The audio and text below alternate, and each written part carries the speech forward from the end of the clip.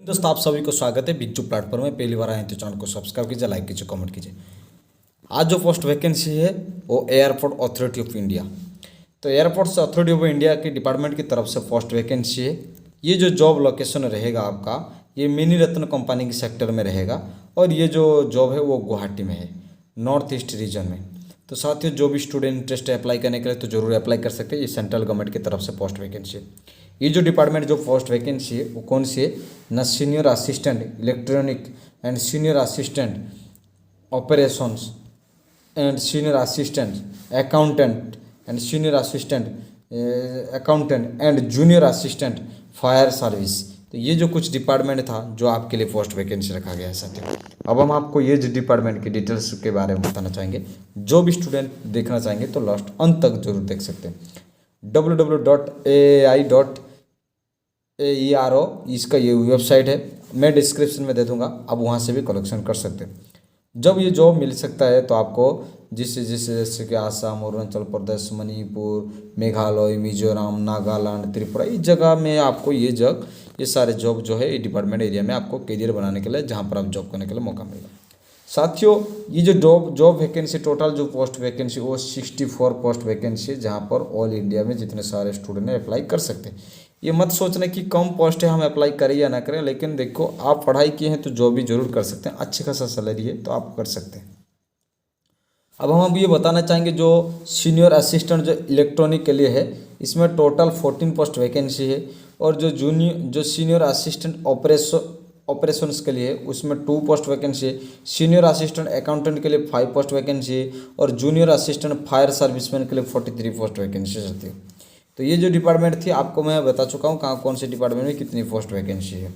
अब आपका जो है जो बेंच वर्क डिसेबिलिटी और फंक्शनल पोस्ट जो है आपको ये जो है हैंडीकैप के ऊपर सारी डिटेल्स में कुछ चीज़ बातचीत किए गए हैं जहाँ पर आपको मिलने वाला है। अब ये जो डिपार्टमेंट है इसमें कौन से दिन, जैसे कि 10 जनवरी से इसका फॉर्म अप्लाई करना शुरू हो रहा है, वो भी ऑनलाइन भरना पड़ेगा आपको। और इसका जो 10 फरवरी इसका अंतिम डेट होगा। कोई भी स्टूडेंट चाह रहे हैं तो अप्लाई करने के लिए तो जरूर अप्लाई करें। और क्या है ना, tentative date of the online examination. तो एग्जामिनेशन जो डेट है वो है आपका, अभी तक कोई मेंशन नहीं किया गया है। अब जो स्केल पे क्या है ना, सीनियर असिस्टेंट के लिए है इलेक्ट्रॉनिक के लिए आपको 36,000 से शुरू करके 1,10,000 के अंदर आपका जो है सैलरी रहेगा। और जो सीनियर असिस्टेंट ऑपरेशन के लिए आपको 36,000 1,10,000 के अंदर रहेगा। और जो सीनियर असिस्टेंट अकाउंटेंट के लिए आपको 36,000 शुरू करके 1,10,000 के अंदर रहेगा। और जूनियर असिस्टेंट फायर सर्विसमैन के लिए आपको 31,000 से 92,000 के अंदर आपका ये सैलरी है।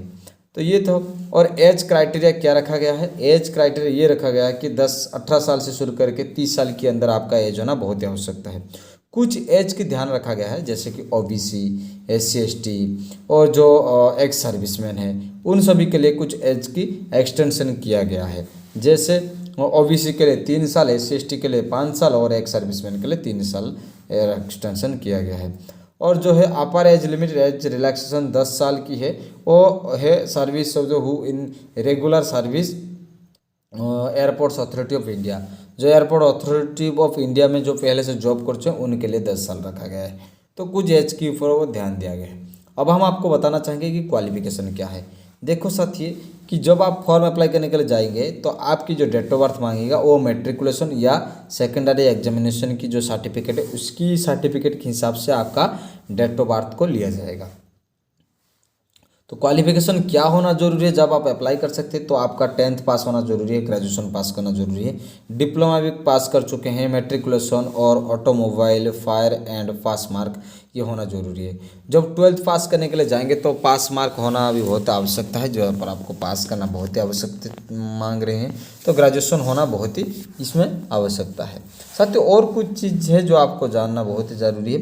डिजायरेबल क्या होना चाहिए, weightage shall is the candidate passing is the 1 year more subject maximum limit the following and computer science subject and class 12 class level होना जरूरी है। NCC B सर्टिफिकेट देना भी बहुत ही, आप NCC सर्टिफिकेट है तो भी दे सकते हैं। Relevant experience is the aviation and regular industrial fire service, यहाँ पर भी कोई सारे फायर सर्विस डिपार्टमेंट आप कोई जॉब कर चुके हैं पहले से तो भी आप अप्लाई कर सकते हैं। तो basic fire fire fighting and training course is the AI and fire training establishment. यहाँ पर कोई भी आपका कोर्स कर चुके हैं पहले से तो फायरमैन के ऊपर, तो भी आप अप्लाई कर सकते हैं साथियों। अब हम आपको ये मांग रहे हैं कि ड्राइविंग लाइसेंस होना चाहिए, जैसे कि valid heavy vehicle driving licence होना बहुत ही ज़रूरी है। जहाँ पर 4 व्हीलर से ज़्यादा ऊपर आप गाड़ी चलाएंगे तो वो लाइसेंस देंगे तो भी आप सिलेक्शन भी हो सकते हैं साथियों। अब जैसे आपका ये जो डिपार्टमेंट गया, अब आपको क्या फिटनेस टेस्ट लिया जाएगा, क्योंकि ये डिफेंस लाइन जैसे भी जॉब है जहाँ पर आपको फिटनेस टेस्ट देना पड़ेगा। यहाँ पर मेल और फीमेल बोथ, जैसे मेल और फीमेल बोथ ही यहाँ पर अप्लाई करने के लिए एलिजिबल है, तो बोथ अप्लाई कर सकते हैं साथियों।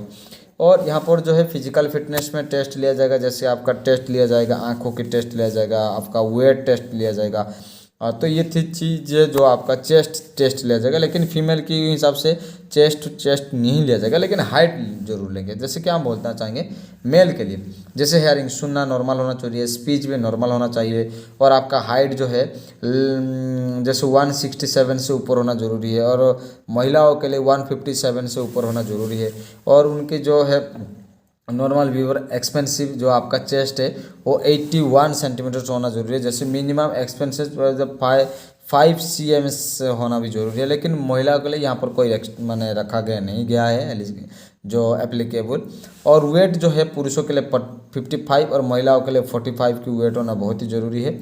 और डिस्क्वालिफिकेशन जैसे है कि knock knee and legs and degree of the squint and flat footed, तो फिजिकल डेमोमिटी, तो ये कुछ चीज़ें जैसे आप फिजिकल कुछ जगह में आपका घाव है तो इस जगह में आप डिस्क्वालीफाई हो सकते हैं, कुछ चीज़ भी है।